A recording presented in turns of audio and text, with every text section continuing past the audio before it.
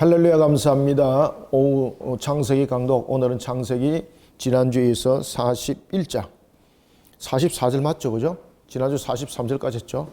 네, 44절에서부터 오늘은 57절까지 짧은 본문입니다. 오늘은 가볍게 내용들을 보도록 하겠습니다. 자, 오늘 본문은 우리가 창세기에서 여러분 보시면은 우리가 이제 언약을 성취해 나갈 때 하나님께서 특히 이제 하나님께서 언약을 성취해 나가는 측면에서 언약의 성취입니다. 언약을 성취하는 측면에서 어떻게 이 언약이 성취될 것인지를 하나님께서 하나의 흔적을 남겨두게 됩니다. 그 흔적을 남겨둘 때에 이것을 그 사람의 이름을 통해서 영원히 잊지 않도록 합니다. 영원히 잊지 않도록 하는 사건이 있습니다. 영원히 잊지 않도록 했던 그 사건이 있는데 그것이 무엇이겠습니까? 이름을 바꾸는 것이었습니다.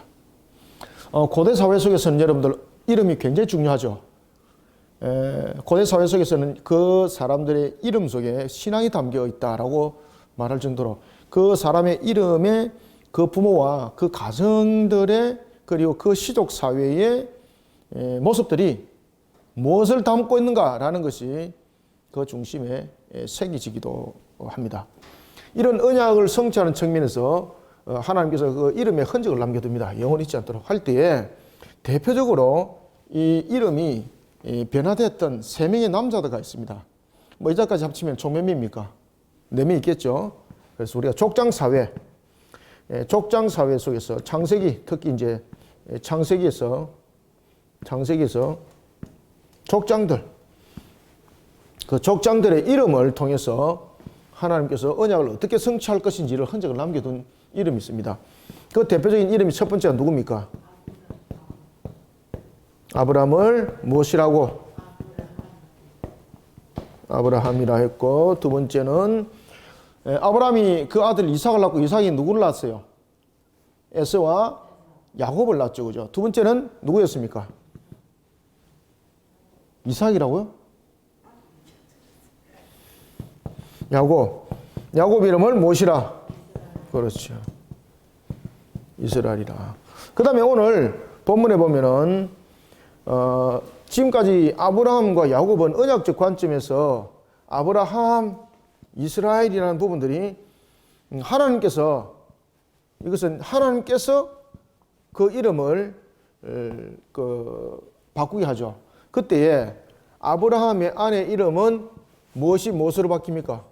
그렇죠. 사례가 사라로 바뀌게 되는 거죠. 아브라함은 열국의 아비라는 뜻이고, 아브가 아버지죠. 그죠? 열국의 아비라는 뜻이고, 사라는 열국의 어머니라는 뜻이고, 이스라엘은 하나님이 그들을 대신하여서 대적하여서 이겨준 거, 그런 부분들 하나님의 군대를 우리가 이제 이스라엘이라 이렇게 이제 말하고 있는 겁니다. 자, 이런 속에 이제 3명이 족장 속에서 이름이 변화된 사람이 있는데 그 중에 한 사람 누굽니까? 야곱의 아들 가운데서 야곱이 가장 사랑했던 아들이 누구였습니까? 그런데 이 요셉의 이름은 언약에 성취하는 측면에서 이름을 바꿀 때 보면은 영원히 그 이름을 잊지 않도록 하기 위해서 하나님께서 그 이름을 바꿔준 것이 아니죠. 하나님께서 그 이름을 바꾸게 한 것은 아브라함과 그리고 야곱과 누구였습니까? 그렇죠.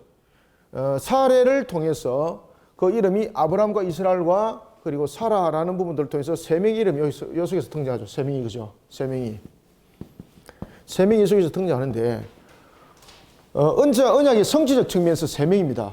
여기서는. 그런데, 언약을 성취하는 측면에서 창세기에 보면은 족장들의 이름이 3명 변화되죠. 그때에 아브라함과 야곱은 하나님께서 그 이름을 바꿨습니다. 그죠? 언약이 반드시 성취될 것이다.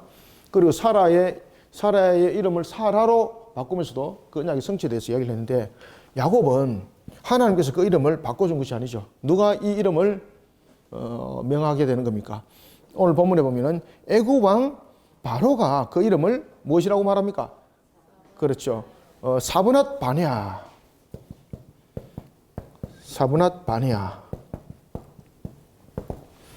이것은 하나님께서 그 이름을 고쳐준 것이 아니라 바로 애굽 왕이었던 바로가 그 이름을 사브낫 바네아라고 이렇게 칭하게 됩니다. 왜 이름을 사분의 바네아라고 이름을 칭했을까요? 오늘 본문에 보면 이제 45절에서 그 내용들이 이제 등장하고 있는데, 특히 이제 사분의 바네아는 그 바로가 섬기고 있는 자신의 신을 염두에 두고 그 이름을 지은 거죠.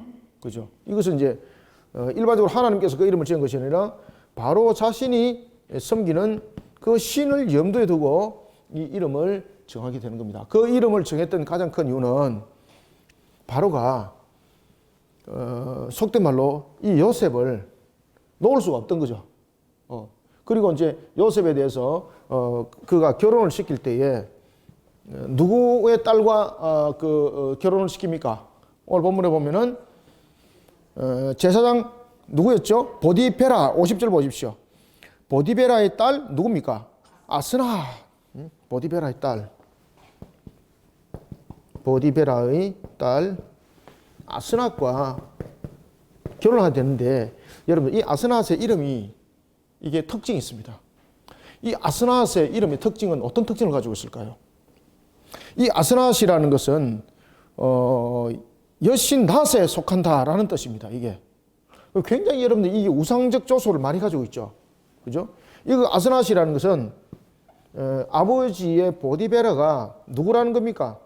우상 숭배의 제사장이라는 뜻인데, 제사장이라는 것인데, 그 자녀의 이름을 통해서, 제가 앞에도 말씀드렸죠, 그죠? 자녀의 이름을 통해서 그 가정의 신앙이 어떻고, 그 가정의 내력이 어떻고, 이런 부분들이 증명된다 그랬잖아요. 자, 여기서 좀 주시하셔야 됩니다.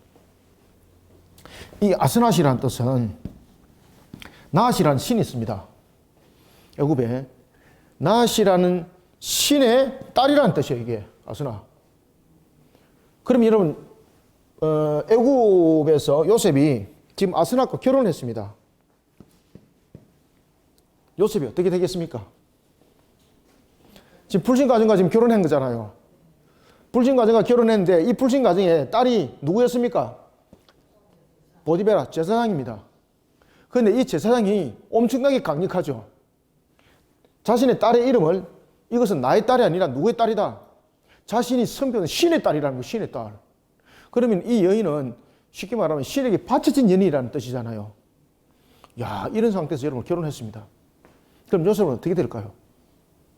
그냥 넘어가는 거, 그죠? 그런데 여기서 여러분 기억하시길 바랍니다. 요셉이 하나님께서 그 이름에 흔적을 남겨둡니다. 그 이름에 흔적을 남겨줄 때에 비록 우상 숭배자가 그 이름을 바스낫 바네아라고 그 이름을 고쳐 썼을지라도 하나님께서 그들의 뜻에 수긍을 안 지킵니다. 하나님의 강력한 역사 속에서 언약을 이루어가는 측면에서 요셉은 하나님의 섭리를 이루어가는 측면에서 그 모든 직분, 총리라는 직분, 그 다음에 가정이라는 모습, 그 다음에 자녀라는 모습, 이 모든 것들을 하나님의 관점에 전부 다 맞추게 됩니다. 그래서 요셉이 아이를 딱 낳습니다. 요셉이 아이를 낳는데 몇 명의 아이를 낳습니까? 2명의 아이를 낳는데 한 아이는 무엇이었습니까? 므낫세였고 또 한 아이는 이름이 그렇죠. 이 므낫세와 에브라임이 자 어머니의 영향력을 받았을까요? 외할아버지 영향력을 받았을까요? 그것을 허용치 않습니다. 요셉이 아시겠습니까? 그것을 허용치 않습니다. 그러면서 이 두 아들을 통해서 하나님의 언약적 관점, 자신의 고향이었던 가나안 절대 안 잊어버립니다. 하나님의 섭리 가운데에 이 두 아들을 딱 묶어놓습니다. 아시겠습니까? 그래서 하나님이 이 두 아들을 축복하시고 나중에 두 아들에게 무엇을 줍니까? 이스라엘의 기업을 줍니다. 이스라엘의 기업을. 저와 여러분들이 어떤 환경 속에 있더라도 어떤 형편 속에 던지져 있을 때라도 우리는 이 점은 요셉에게 철저히 비우셔야 됩니다. 아시겠습니까? 신앙 가운데서 얼마나 여러분 강력합니까? 그죠? 그 당시에 바로는 전 세계를 휘어잡는 최고의 주권자입니다. 그죠? 그런가 하면 보디베라 아주 강력한 제사장입니다. 거기다가 자신의 딸은 신에 바쳐진 여인이었습니다. 그런데 강제적으로 결혼을 당했지 않습니까? 이건 결혼한 것도 아닙니다. 결혼을 당했습니다. 그런데 요셉은 하나님께서 이루어진 것에 대해서 모든 것을 이방인의 통치를 안 따릅니다. 그 두 가지 측면을 내세우는데 첫 번째는 자녀의 이름에서 나타납니다. 그 다음에 두 번째는 무엇에 나타났을까요? 자, 이방인들은 대체로 다신적 개념을 가지고 있죠. 다신적 개념을 가지고 있기 때문에 아내가 한 명이 아닙니다. 여러 명의 아내를 두게 됩니다. 그런데 요셉은 그것을 함께하지 않습니다. 이 한 아내를 맞이함으로써 이 아내가 비록 강제적 측면에서 자신과 함께 가정을 이뤘지만은 그럼에도 불구하고 그것은 하나님의 섭리 가운데서 모두 다 하나님의 통치 안에 들어오게 만듭니다. 그래서 요셉은요, 일부 일처를 지킵니다. 일부 다처를 허용 않습니다. 그래서 요셉이 하나님의 섭리 가운데서 믿음 신앙으로 그 가정을 지키는 데 있어서 두 가지를 분명히 합니다. 첫 번째는 뭔가 하면 자녀의 이름에서 분명히 나타납니다. 아시겠습니까? 우상 숭배적 요소를 절대 접하지 않습니다. 그래서 자녀 이름 속에서 항상 자신이 살았던 그 고향, 그 고향은 무엇과 관계있습니까? 하나님의 언약. 그곳에 항상 초점을 두고 있는 거예요. 그 다음에 두 번째는 아내를 어떻게 하더라? 자신을 숨기던 그 가정 속에서 특히 이 모습 속에서 나타나고 있는 것은 철저한 일부 다처거든요. 그런데 일부 일처를 그가 통해서 여호와 신의 중심에 자신을 딱 세워놓습니다.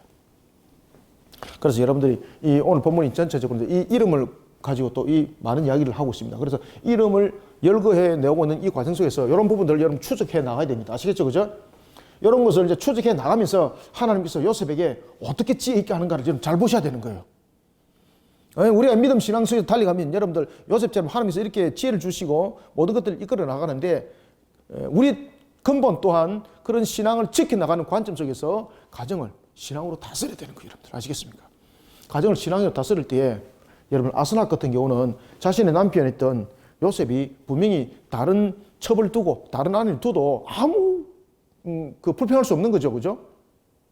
왜냐하면은 그 우상 숭배 속에 젖어 있는 자들의 그 부분들은 관습이었고 그 다음에 어쨌든 요셉은 총리지 않습니까? 그런데 요셉이 그 아내를 다른 여인들에게 눈을 두지 않습니다. 아내를 지극히 사랑하는 거죠. 그래 이 속에서 다 동화가 되는 겁니다. 자, 오늘 이제 본문을 보겠습니다. 자, 44절. 이제 이해가 되셨죠? 그죠? 그래서 이런 뭐 간단하게 지나갈 수 있는 문제지만은 그럼에도 불구하고 이것을 함께 조명을 딱 해보면은 요 신앙의 형태 속에서 하나님께서 무엇을 말씀하고 계신다라는 것이 각이 딱 잡히는 거예요. 44절 바로가 요셉에게 이르되 나는 바로라 애굽 온 땅에서 네 허락 없이는 수족을 놀릴 자가 없으리라 하고 그가 요셉의 이름 사분의 바네아라 하고 또 온의 제사장 보디베라의 딸 아스낫을 그에게 주어 아내로 삼게 하니라. 요셉이 나가 애굽 온 땅을 순찰하니라. 아멘. 자, 바로가 요셉을 이제는 놓치기가 싫은 거죠.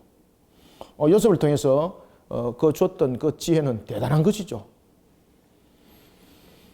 그래서 요셉에게는 그 어느 누구도 요셉의 명예에 따르지 아니할 수 없도록 모든 정권을 그에게 줍니다. 그때 이 바로가 요셉이 다른 데로 튀면 안 되잖아요. 그죠? 그 당시에는 여러분들 애굽에는 어떤 관계가 있었다고 그랬습니까? 왕조 따라서 족속들이 다르죠. 지금은 이제 셈 족속이 애굽을 지금 다스리고 있는 거죠. 그런데 애굽의 원주민들이 항상 언제든지 이 셈 족속을 엎어버리고 자신들이 그 정권을 차지하려고 호시탐탐 노리고 있는 거죠. 자, 그런 부분에 대해서 왕은 철저하게 자신의 중심으로 모든 것을 묶고 나가야 되는 거잖아요. 요셉이 아무리 지혜가 있다고 한들 요셉이 또 나름대로 자기 조직을 만들어버리면 왕은 그냥 한 바퀴 후 하고 가버리는 거예요. 그죠? 그래서 왕이 그런 부분에 모든 자신의 신변과 자신의 조직적 구조적 측면에서 모든 것들을 안전한 울타리를 그가 채우는 하나의 장치가 바로 보디발의 딸을 아내로 취하도록 만드는 것이었습니다.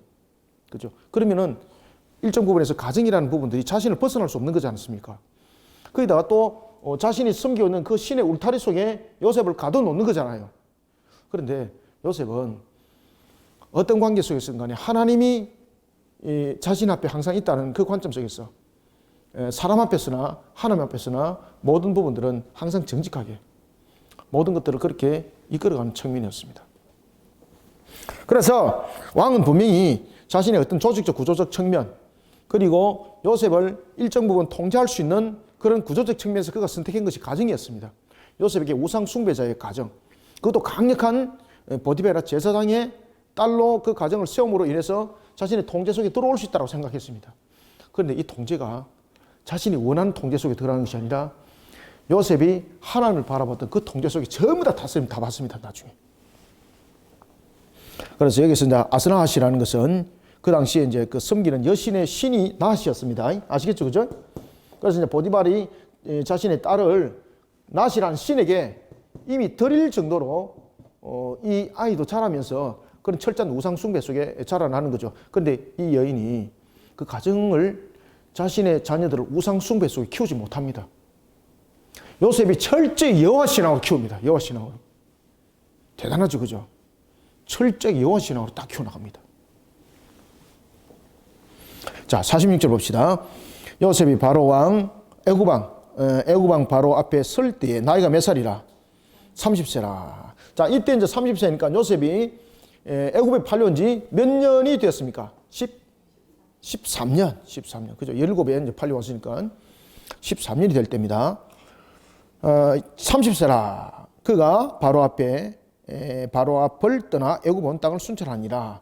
자, 이제는 바로를 떠나서 애굽 온 땅을 이제 총리로서 이제 순찰하는 측면에서 왕은 항상 요셉에게 비밀스럽게 초점이 가 있을까요? 안 가 있을까요? 항상 신변에 가가 있습니다. 그래서 이 보디베라의 딸을 그 가정에 딱 뒀던 거죠, 그죠?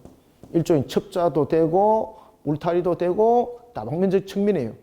그런가 하면은 또한 요셉을 외곽적 측면에서의 딱 일종적 측면에서 정찰하는 그런 하나의 뭐 자신에게 정보를 제공하는 그런 조직도 별도로 있었겠죠.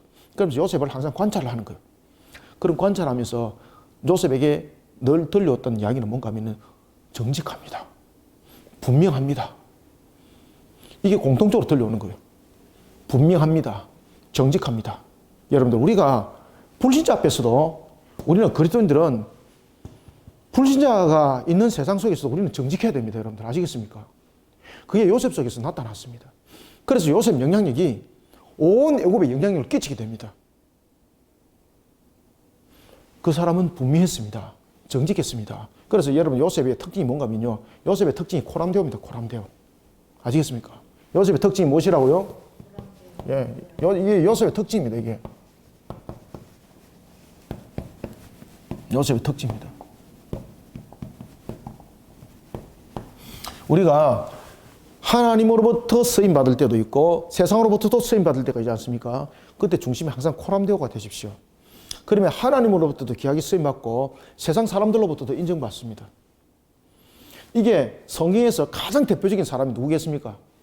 요셉이었고, 그 다음에 우리가 예언서에 딱 넘어가면 또 누가 한 사람 등장할까요? 다니엘입니다. 다니엘. 아시겠습니까? 이 두 사람이 딱 요 대표적인 모습입니다. 대표적인 모습. 그러니 이방인들로부터도 인정받는 거예요. 창세기부터 요한계시록까지 통틀어서 이방인에게 가장 여러분 인정받은 사람이 누굴까요? 다니엘입니다. 다니엘은 이방 정권이 바뀔 때까지도 바뀌어도 계속 그는 총리로 쓰임 받습니다. 왜? 항상 코람데오였거든요. 항상 하나님 보듯이 정직했거든요. 그래 믿을 수 있다는 거죠. 80이 넘어도 국가가 전복되어서 정권이 바뀌어도 다니엘은 쓰임 받았습니다. 총리로서. 여러분, 다니엘이 사자굴에 던졌을 때 나이가 얼마 정도 됐을까요? 사자굴에 던졌을 때 보니까 동화책인가 뭐 보니까 다니엘이 아주 애리애리하게 그 성진이보다도 더 어린 모습으로 이렇게 그려가지고 그 굴 속에 던진 것처럼 되어 있던데 그때 그 나이가 80이 넘었습니다. 여러분 아시겠습니까? 여전히 그때도 총리로 쓰임 받았습니다. 오늘 본문에 그런 요셉이니까 바로 앞을 떠나도 바로 왕이 믿는 거예요. 그러면서 이가 하는 행적을 딱 보십시오. 행적을 할 때에 특히 어느 정도로 정직했는가 하면은 그 행적을 할 때에 모든 것을 장부물을 만듭니다. 장부를 회계를 해서 왕에게 항상 그가 보고를 하는 그런 체계를 그가 구축을 했습니다. 46절 요셉이 바로 요셉이 애굽 왕 바로 앞에 설 때 30세라 그가 바로 앞을 떠나 애굽 온 땅을 순찰하니 7해 풍년의 토지 소산이 심히 많은지라. 48절 요셉이 애굽 땅에 있는 그 7년 곡물을 거두어 각 성에 저장하되. 자, 각 성에 저장하잖아요. 지금 온 성을 돌아다니면서 요셉이 장난질 칠 수 있는 거잖아요. 그죠? 그런데 모든 성을 돌아다니면서 모든 것을 여러분 회개가 철저하게 장부 가지고 딱 대입을 하는 거예요. 아주 정직하게. 그 다음에 장부로만 대입을 하는 것이 아니라 7년이 흉년이 들은 것이 아니라 7년이 풍년이 들었습니다. 자, 그러면 7년이 풍년이 들면은 요셉이 이 7년의 풍년을 어떻게 관리를 했을까, 여러분들요? 7년의 풍년이 들었을 때에 매년 곡식에 대해서 매년 곡식에 얼마를 바치도록 했습니까? 5분의 1을 이것을 하나의 국세로 이것을 받아들입니다. 그때 이 풍년이 몇 년이 들었다고 그랬습니까? 7년이었습니다.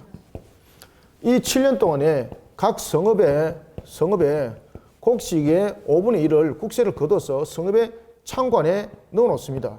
그러면 이 창관에 넣어 놓게 되면은 여러분들 요새처럼 또 여러분들 뭐 온 우주를 로켓을 쏘아서 갔다 오는 그런 시대인데, 그런 시대라도 우리가 창관에 곡물 7년 갖다 놓으면은 그 곡물 먹을 수 있습니까?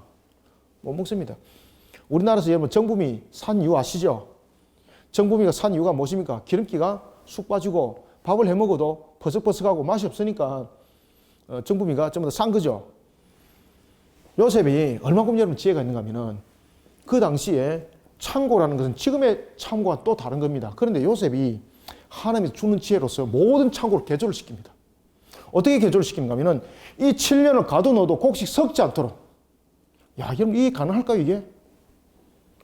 요새처럼 여러분들 냉온풍을 시스템을 아무리 잘하더라도 그 7년 동안 여러분 곡물이 그 안에서 견디고 있을까요? 그래서 여기서 앞에도 제가 앞에 시간에 한번 말씀드렸죠, 그죠? 요셉이 이 모든 부분들을 관리할 때 어떤 그 관리법을 썼다고요? 선입선출을 씁니다.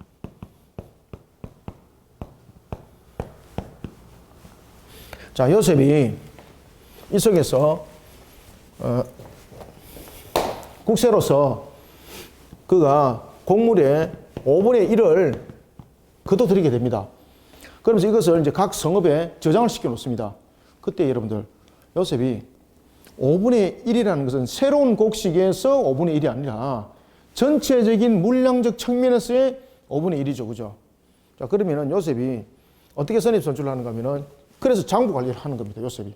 각 성읍에 대하면서 모든 부분들은 이거는 몇 년도에는 몇 섬, 몇 년도에는 몇 섬, 이렇게 다 기록이 되어 있고, 그 다음에 창관에 보면은 1년, 2년, 3년, 4년, 5년, 6년, 7년에 대한 부분들이 구별돼서 쌓아놓는 거예요. 그래서 어떻게 하는가 하면은 이 곡물을 가지고 5분의 1을, 자, 여러분, 첫 해에는 5분의 1이 있지 않습니까? 첫 해에 5분의 1이 있으면은 그 다음 해에는 어떻게 하는가 하면은 이 곡물에 있는 5분의 1을 반출을 시키는 거예요. 그러면 이 속에는 무엇이 들어옵니까? 5분의 2가 들어오는 거예요. 5분의 2. 아시겠습니까? 그러면은 이 창고에 있는 곡물은 매년마다 새 곡물이 되는 거예요. 새 곡물. 이제 되시죠? 그러면서 순환적 측면에서 백성들이 먹을 때도 이것이 낡은 음식이 아니죠. 그러니까 나라에도 강건한 재정을 꾸미게 되고 백성들에게도 건강에 대해서 상해가 없는 그런 곡물들이 이렇게 선입선출에 의해서 순환되도록 만드는 거예요. 아시겠습니까? 그래서 요셉이 그걸 장부정리를 하는 거예요. 왕이 보니까 기가 막히고 이거. 야, 7년 동안에 창고 안에 보관하는 것도 힘든데 이렇게 하니까 7년 동안에 어떻게 됩니까? 매년마다 그 곡물이 새로운 곡물이에요. 새로운 곡물. 백성들도 마찬가지죠. 백성들도 올해에 있던 것을 내년에 가지고 먹는 부분들이기 때문에 크게 문제가 안 생기는 것이 었습니까? 그래서 이 부분들이 매년마다 그렇게 사이클을 통해서 곡물 관리가 되는 겁니다. 그래서 곡물 관리를 할 때 그래서 그가 장부 관리를 하는 겁니다. 장부 관리. 장부 관리가 안 돼가 있으면은 이게 올해에 들어온 부분에 대해서 이것들을 어떻게 구분할지도 모르는 거지 않습니까? 올해에 몇 섬이 들어왔고 몇 섬이 들어왔고 몇 섬이 들어왔고 이러면 전체적인 국가적인 재정적 측면, 그리고 이것이 내년에는 얼만큼 나가야 되는 거 이런 계산적 방법들이 다 노는 거지 않습니까? 이런 부분에 선입선출이 있었던 겁니다. 선입선출 아시겠죠, 그렇죠? 그래서 이 창관에는 늘 여러분 곡식이 항상 새 곡식이었습니다. 자, 이런 속에 관리를 해 나가는 겁니다. 그래서 46절에서 보면은 요셉이 애굽왕 바로 앞을 떠나서 애굽 온 땅을 순찰하면서 이 47절 7해 풍년에 토지 소출이 심히 많은지라 48절 요셉이 애굽 땅에 있는 그 7년 공물을 거두어 각 성읍에 저장하되 여기서 이제 7년 공물이라는 것은 이런 선입선출적 측면에서의 구조적 내용들을 가지고 있었던 겁니다. 각 성읍 주위의 밭의 곡물을 그 성읍 중에 쌓아두매. 자, 여기서 자, 그가 곡물을 쌓아둔 것이 자신을 위해서 쌓아뒀나요? 아니면은 어떻게 쌓아뒀나요? 자신을 위해서 쌓아둔 것이 아니라 모든 부분들은 철저히 하나의 관리적 측면에서의 모든 것들을 해나갈 때에 국가 정책이 중심이 수반이 되는 겁니다. 특히 여러분들 요셉이 30에 지금 총리되지 않습니까? 30에 총리된 것은 그 당시에 30이라는 것은 이방인들도 마찬가지고 뭐 유대 사회 속에서도 뭐 이스라엘 사회에서도 마찬가지입니다만은 30이 법정적 측면에서의 중책을 맡을 수 있는 나이다 이렇게 봤던 겁니다. 그래서 우리가 보면은 레위기에서도 보면은 제사장의 나이를 몇 살로 정합니까? 30. 그래서 우리가 이 30세를 어떤 나이라고 보겠습니까? 시근이 들은 나이. 왜 우리가 보면은 시근이 아직까지 들지 못했다 이런 그 어른들이 말씀을 주잖아요. 아직 철이 덜 들었다는 것이죠. 시근이 들었다는 것은 뭔가 하면은 그저 단순하게 분별력만 있는 것이 아니라 충분하게 그것을 소화해내고 그리고 그것을 이성적으로 분명하게 냉철하게 판단할 수 있다라는 부분에서 우리가 시근이 들었다고 말합니다. 그래서 시근이 들었다는 것은 감성적이고 감각적으로 막 일처리하고 이런 것들이 아니죠. 그래서 특히 이제 20대들이 보면은 주로 보면은 이제 감성적으로 막 뭐 일처리한다 뭐 이런 우리 이야기를 많이 하잖아, 그죠? 그래서 시근이 아직 덜 들었구만 어르신네들이 그런 말을 하지 않습니까? 그래서 시근이 들었다는 것은 냉철하고 그리고 이성적으로 분명히 감성적이 아니라 이성적으로 이 문제들을 해결하는 그런 나이를 우리가 시근이 들인 나이다 이렇게 말하는 겁니다. 분별력을 가지고 있는 나이. 그래서 30에 중책을 국가 중책을 맡겼던 겁니다. 뭐 요즘에 우리 투표하는데도 보면은 뭐 나이 뭐 이거 갖고는 관계가 없습니다만은 나이를 뭐 고등학생 나이로 낮춰야 된다 막 이래가지고 자신들 표 계산하죠, 그죠? 뭐 18살로 낮춰야 된다, 17살로 낮춰야 된다. 여러분들은 어떻게 생각하십니까? 하나님한테 물어보시기 바랍니다.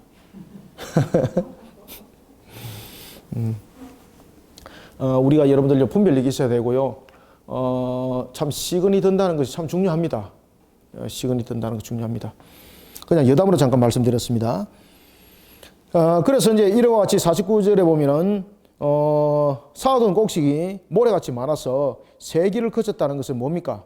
여기서 세기를 거쳤다는 것은 이거는 여러분 이해를 잘 하셔야 됩니다. 여기서 세기를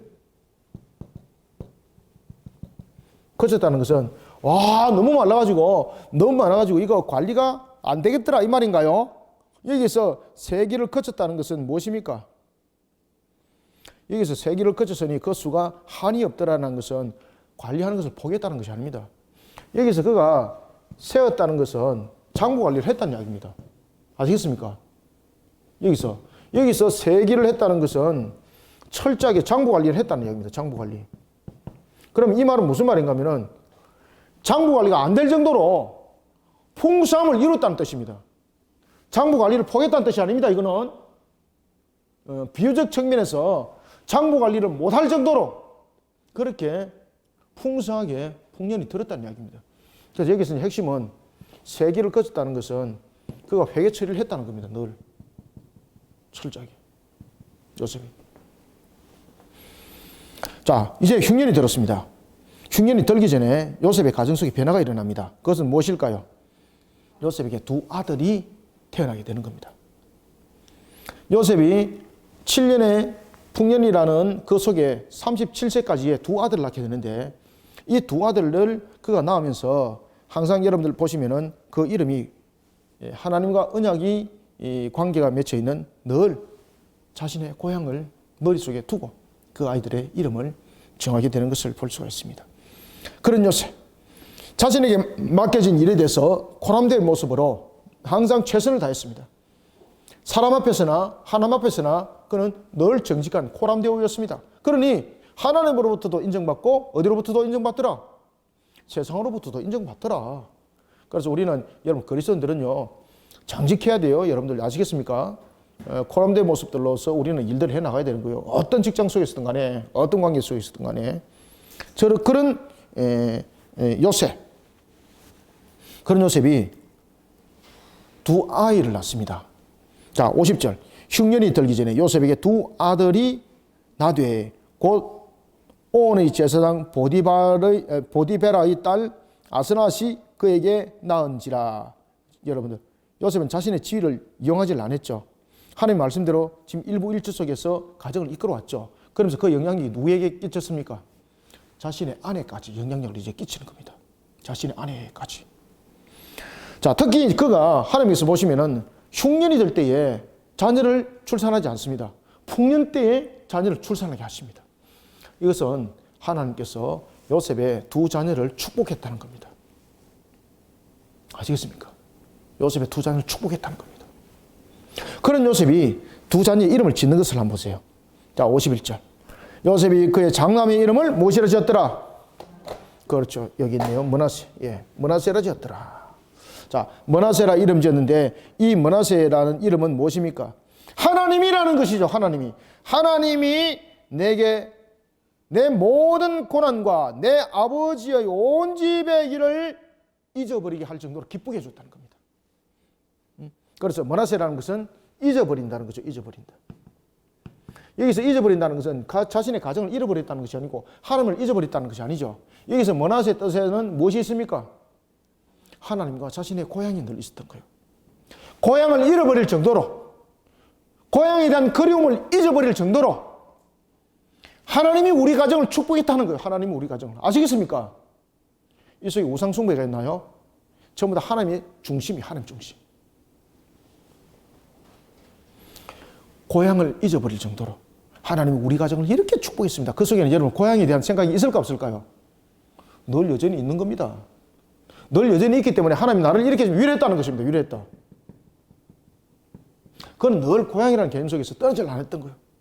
늘 고향이라는 그 그림 속에 있었던 거예요. 아버지도 보고 싶고. 자신의 어머니는 비록 돌아가셨지만은 그럼에도 불구하고 자신의 고향으로 돌아가고 싶은 그 모습 잊지 않았다는 겁니다. 므낫세 이름에서 딱 드러나는 거예요. 그래서 자신이 그렇게 그리워하는 고향을 잊어버릴 정도로 늘 기쁨이 넘치도록 하나님께서 우리 가정을 이렇게 만들어 주셨습니다. 그 신앙이 그대로 딱 남아있는 거예요. 자, 그 다음에 두 번째 아이를 낳습니다.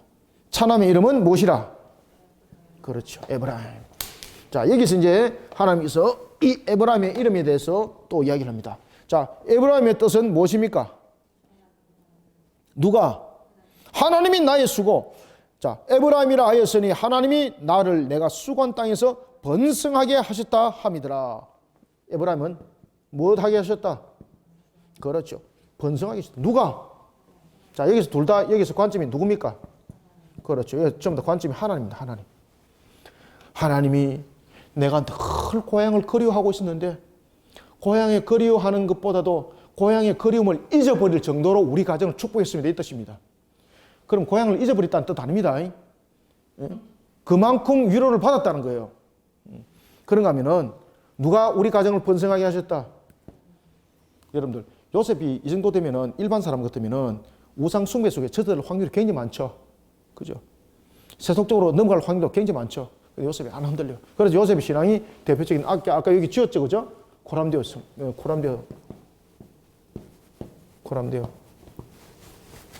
신앙. 흔들리지 않습니다.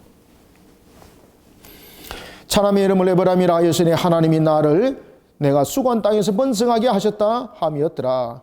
이때가 요셉이 몇 년째일까요? 애굽의 종으로서 팔려오면서 그가 13년을 살고 7년을 더 사는 20년의 세월. 20년의 세월. 자, 여러분들. 그가 20년의 세월 속에서 변화됐던 두 가지가 있습니다. 그가 17에 그가 팔려왔습니다. 17에 팔려올 때 그는 종이었습니다. 종, 그죠? 17살, 17세. 17세 때 팔려올 때 그의 모습은 종이었는데 이제는 20년이라는 세월 속에서 그에게 큰 두 가지가 20년이라는 세월 속에서 37세가 되죠. 그죠? 20년이라는 그가 20년이라는 이 세월 속에서 큰 두 가지가 변화되게 되는데 첫 번째는 뭡니까? 그의 위치가 종에서 무엇으로 바뀝니까? 그렇죠. 총리로 바뀌게 되고 그 다음에 20년의 세월 속에서 그가 가장 또한 잊어버릴 수 없는 것이 무엇입니까? 누구를 통해서 그는 미래를 바라봅니까? 자녀의 축복을 통해서 미래를 바라봅니다. 자녀의 축복.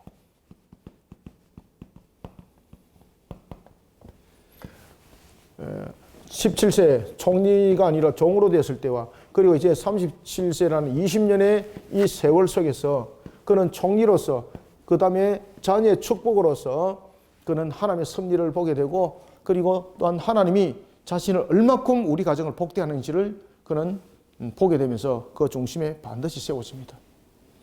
그리고 여러분들 요셉이 총리를 했을 때에 애굽의 사람들은 요셉이 유대인이라는 걸 알고 있습니다.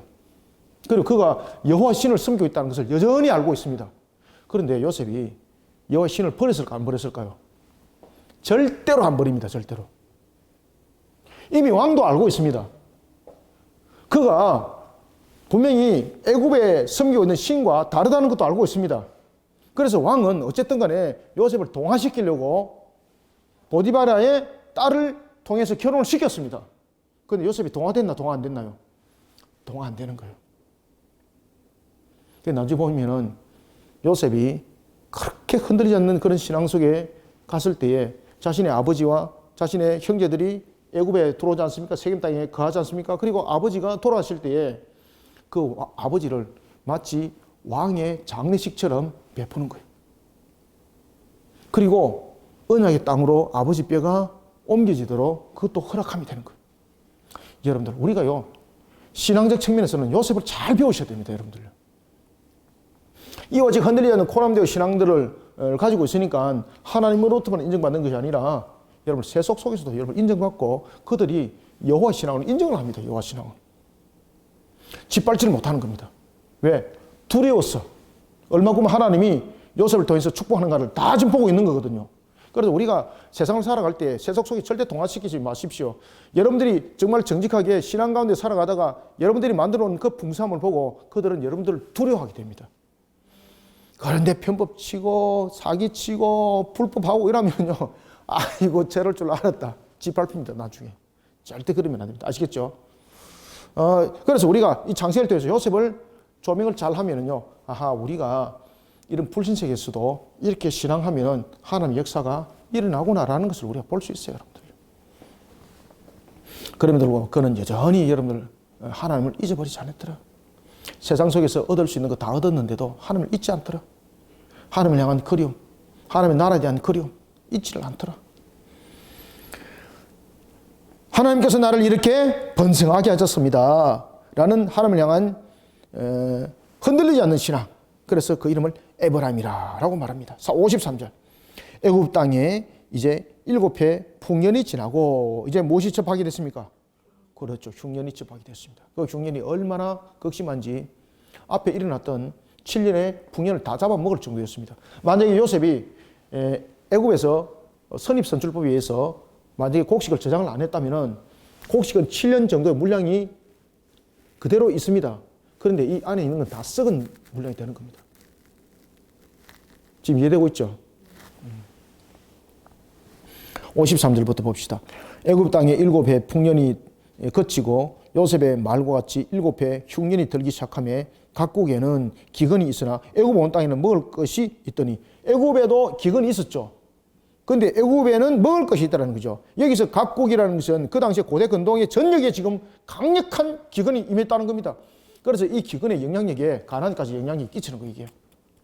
자신이 살고 있던 그 고향, 아버지 야곱, 이 영향 속에서 탈출할 수가 없었습니다. 그래서 요셉이 바로에게 또 신뢰를 받을 수 있는 것은 뭔가 하면 이 공무를 통해서 고대 근동을 다 다스리는 겁니다. 그러니까 왕은요, 여러분들, 전쟁이 대체로 일어날 때에 무슨 문제로서 고대 속에서는 전쟁이 많이 일어났습니까? 첫 번째는 종교적 전쟁이죠. 그죠? 그 다음에 두 번째는 무엇입니까? 먹는 문제입니다. 먹고 마시는 문제. 먹고 마시는 문제. 먹을 것이 없는 사람들이 먹을 것이 있는 곳에 가면은 필시 탈취하기 위해서 칼을 들고 올 것이고 창을 들고 올 것이고 그 다음에 먹을 것을 가지고 있는 사람은 안 뺏기려고 칼을 들고 있고 창을 들고 있고 서로 죽이고 싸우고 뭐 이러는 거죠. 그런데 요셉이 창고를 둔 이유가 무엇입니까? 여기서 놀라운 정책이 나타납니다. 이 공무를 통해서 온 근동을 다 다스려버리는 거예요. 그러니까 왕이 깜짝 놀라는 거예요. 왕이.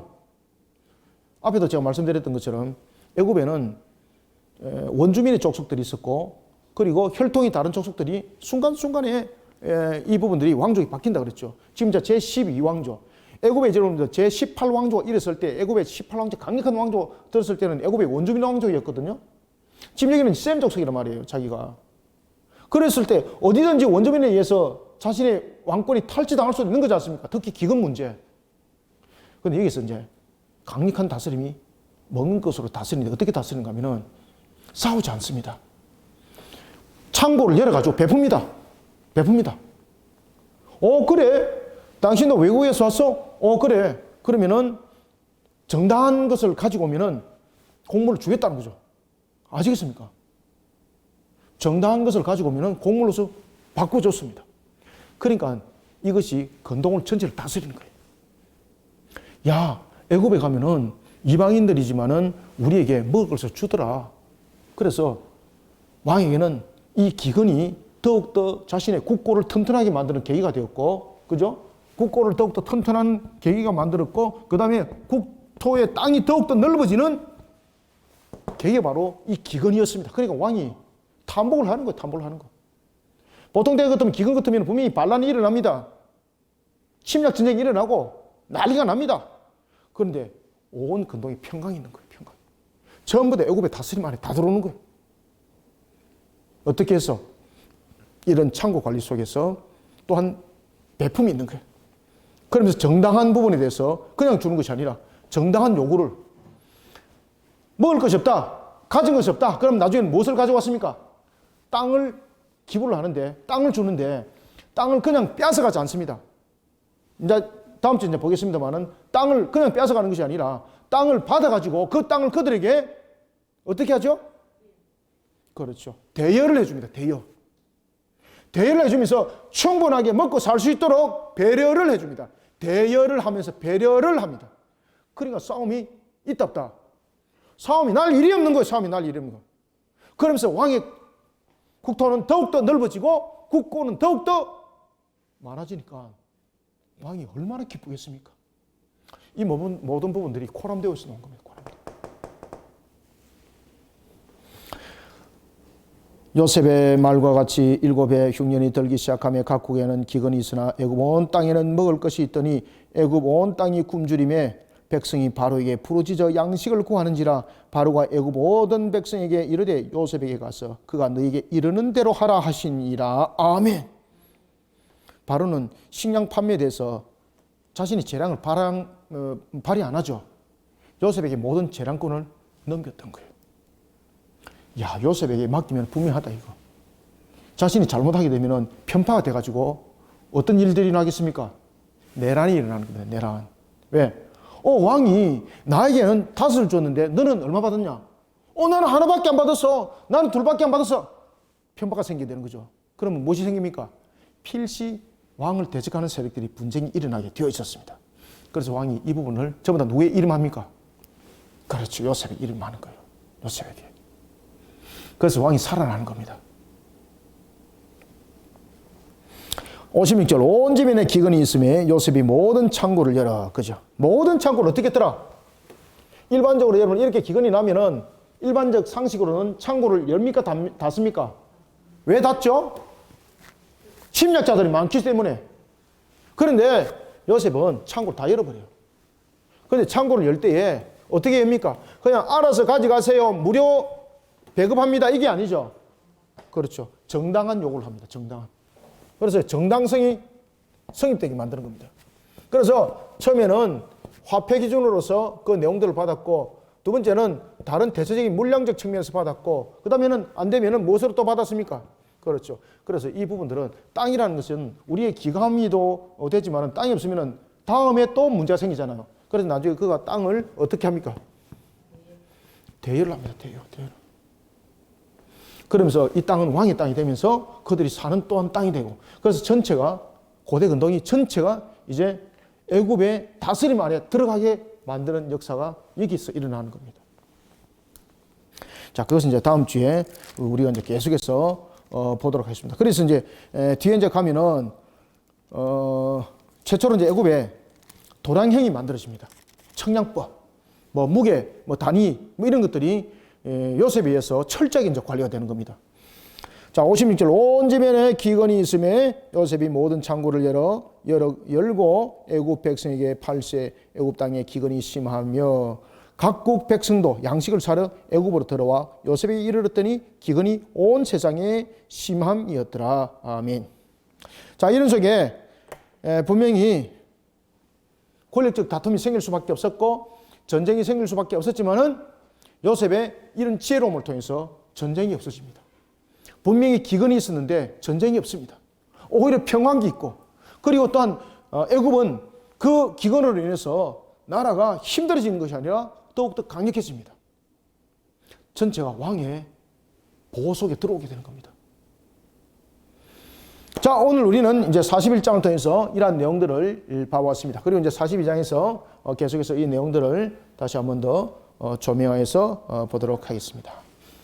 기도하겠습니다. 살아계신 하나님 아버지, 주께서 베푸시는 은혜를 감사드립니다. 하나님께서 주시는 그 은혜 속에 오늘도 우리는 엎드려 은혜를 구합니다. 하나님의 섭리 가운데 우리를 세우셨고, 우리 그리심교를 세우셨고, 우리 모든 성도들을 세우셨습니다. 우리가 요셉처럼 주님 앞에 코람되어의 모습들로 온전하게 세상 속에서 또한 정직한 그런 모습들로 주 앞에 영광 돌리는 삶들을 살아가고자 합니다. 우리가 세상 속에 영향력 끼치는 자로 이 시대가 비록 험난하고 어려운 환경 속에 놓여 있을지라도 오히려 이 시대는 우리를 통한 하나님의 섭리를 발견하게 하고, 또한 이 시대를 통하여 하나님의 살아계심과 여호와의 신앙의 근본들을 세상 사람들에게 보여주는 오히려 기회가 된 줄 압니다. 요셉처럼 오늘도 우리에게 하나님의 섭리 가운데 코람데오의 모습들로 신앙으로 세상 속에 주님의 영광을 드높이는 자 되게 하여 주옵소서. 이러한 속에 우리 그리심교회 2022년 사역, 하나님의 형상을 돌아보는 사역, 주님의 영광을 드높이기를 원합니다. 우리 모든 성도들 협력하고 동력하고 선한 뜻을 함께 모아 힘있게 달려갈 수 있도록 역사하여 주옵소서. 부족한 우리에게 지혜도 더하여 주시고 총명과 명철의 영도 요셉처럼 다하여 하나님의 영광 되게 하여 주옵소서. 오늘도 주신 말씀으로 하늘의 문을 열어주시고 우리 모든 성도들에게 은혜 담비를 풍성히 부어 주시옵길 소망하며 예수님의 이름으로 기도드립나이다. 아멘.